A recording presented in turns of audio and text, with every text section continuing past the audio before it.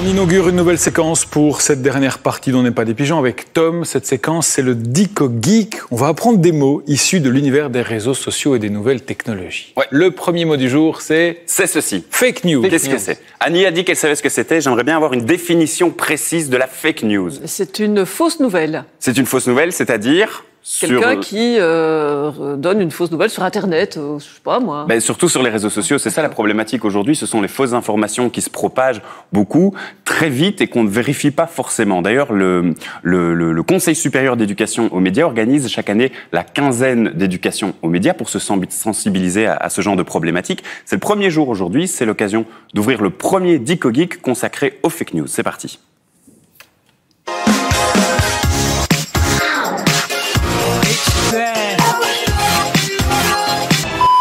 We are fighting the fake news. We don't want fake news. You are fake news. C'est le nouveau mot préféré de Donald Trump. Elle pullule de plus en plus sur le web et les réseaux sociaux. On les partage parfois sans même s'en rendre compte. Les fake news sont partout. Et attention à ne pas les confondre avec les sites parodiques comme le Gorafi qui proposent des infos détournées et se moquent de l'actualité.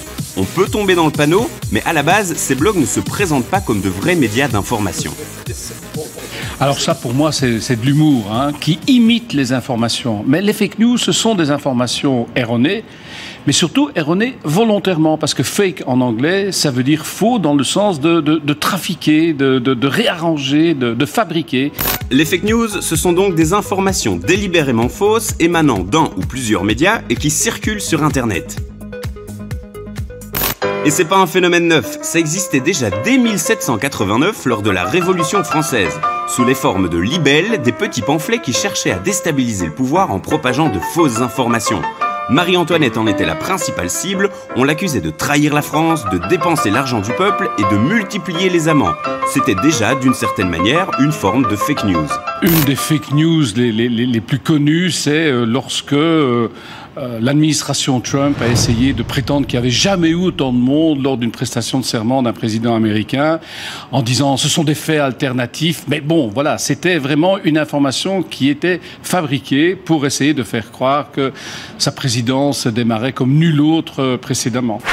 Dans ce cas, on parle carrément de désinformation. Mais dans certains cas, des fake news peuvent émerger par erreur sur le web. Ce fut le cas en 2015 lorsque l'agence France Presse annonçait la fausse mort de Martin Bouygues, le célèbre patron du groupe TF1. Et avant de refermer ce journal, nous venons de l'apprendre, cette triste nouvelle. Notre patron Martin Bouygues est décédé ce matin dans sa résidence. Une fausse information relayée à la télé sans la moindre vérification.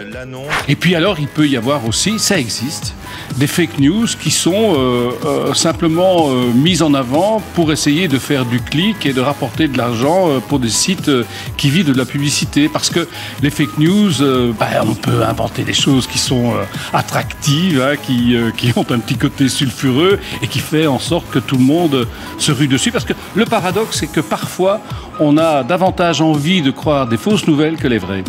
C'est pas faux. Bref, à l'heure des fake news, vigilance maximale sur le web.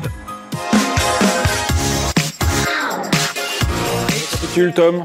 On récapitule peut-être avec un exemple assez récent, pas très drôle, mais qui est un excellent exemple de fake news. C'est la fameuse tuerie de Las Vegas il y a quelques semaines. À ce moment-là, il y a eu énormément de fausses informations qui sont sorties, en particulier des faux avis de recherche. Dès les premières minutes après l'annonce de l'attentat, qu'est-ce qui s'est passé? Les internautes de Twitter, sur Twitter, ont commencé à partager, par exemple, des faux profils, des photos. On va voir la photo d'un homme, un utilisateur qui prétendait que c'était son papa qui avait disparu dans la tuerie. Et le monsieur que vous voyez là est un acteur porno qui n'a absolument rien à voir avec l'histoire. Et en fait, à chaque attentat, c'était déjà le cas avec Manchester, il y a son profil qui ressort. Wow. C'est totalement faux. C'est vraiment de mauvais goût en plus. C'est de très mauvais goût. Et le problème, c'est que c'est ultra partagé. Le monsieur qui a posté ça a avoué au site Mashable qu'en fait, il avait ça uniquement pour les retweets, pour partager le plus possible son profil. Et ça a super bien fonctionné. Le site 4chan aussi, il faut s'en méfier un petit peu. Il y a des réseaux comme ça, des réseaux... Sputnik, là, les Russes. Non, c'est vrai, il y a le site Sputnik, site d'information qui est lancé par des Russes, mais qui vit en France sur les réseaux français. T'es sûr de ton coup ou c'est une fake news ton truc? Non, je suis sûr. Et Reddit aussi, ce sont tous des forums dont il faut se méfier, puisqu'il y a beaucoup de fausses informations. Et parfois, les vrais moteurs de recherche tombent dans le panneau. Par exemple, Google était tombé dans le panneau de ces faux profils de faux auteurs de tuerie qu'on voit là, par exemple, un certain Gary Danley qui n'a rien à voir là-dedans non plus. Et voilà, les informations se sont retrouvées sur Google, indexées par le réseau comme de vraies informations. Tout ça sont des fake news alors? Effectivement, dans le sens de fausses nouvelles. Maintenant, on l'a vu, les fake news, la vraie problématique, c'est quand c'est utilisé pour manipuler les gens, pour apporter de fausses informations dans le but de décrédibiliser quelqu'un, par exemple. C'était le cas pendant l'élection de Donald Trump. On en a parlé avec Alain Gerlache, qui avait posté de fausses informations et communiqué de fausses informations par rapport au meeting et par rapport au nombre de personnes présentes pour favoriser l'image du candidat. Il y a un autre monsieur qui s'appelle Paul Horner, qui lui a créé un site internet qui ressemble à un vrai site d'information. C'est le monsieur qu'on voit là, et qui lui a essayé d'alimenter un petit peu la paranoïa des supporters de Trump en expliquant que les manifestants anti-Trump étaient payés par les adversaires pour se présenter aux manifestations. Mais comment on fait pour se protéger de tout ça et de pas tomber dans le panneau alors? Figurez-vous que ce matin, en ouvrant mon flux d'actualité Facebook, je suis tombé sur ceci: conseil pour repérer une fausse information. Il faut savoir que les géants du net essayent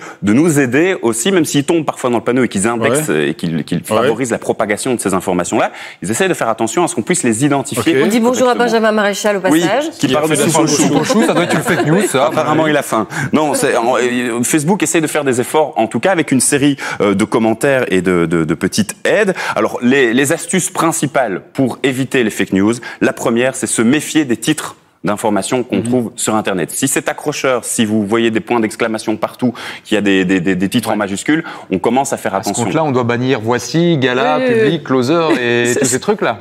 Alors on vérifie l'URL, on vérifie l'adresse du site. Ça, c'est le deuxième conseil, c'est de vérifier que le site soit bien un site crédible. Bon, là, on parle d'Actu People, mais parfois, on a des sites d'information qui utilisent la même adresse qu'un vrai site média qui existe, qui est crédible, en changeant un caractère, en mettant un L majuscule à la place du I, par exemple, pour essayer d'imiter et de faire tomber les gens dans le panneau. Vérifier les dates et les photos, ce sont des éléments factuels qu'on peut vérifier facilement et qui, généralement, sont révélateurs de la crédibilité de l'article. Trouver d'autres sources, ça c'est élémentaire. Qu'on soit journaliste ou consommateur, quand on trouve une information sur Internet, avant de la croire, on va vérifier sur d'autres médias, par exemple, si on la retrouve et si tout le monde raconte à peu près la même chose par rapport à ça. Oui, il faut déjà faire beaucoup de démarches pour être certain de l'information, et je suis certain que les trois quarts des gens, ils ne recoupent pas leurs sources.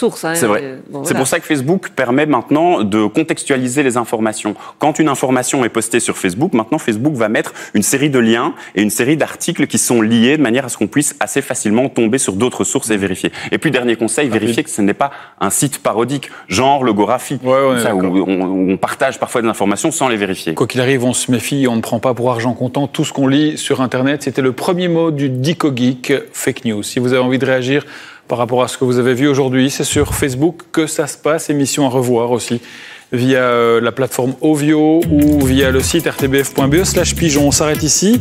Météo Journal télévisé arrive dans un instant. Belle soirée tout le monde. À demain, 18h30.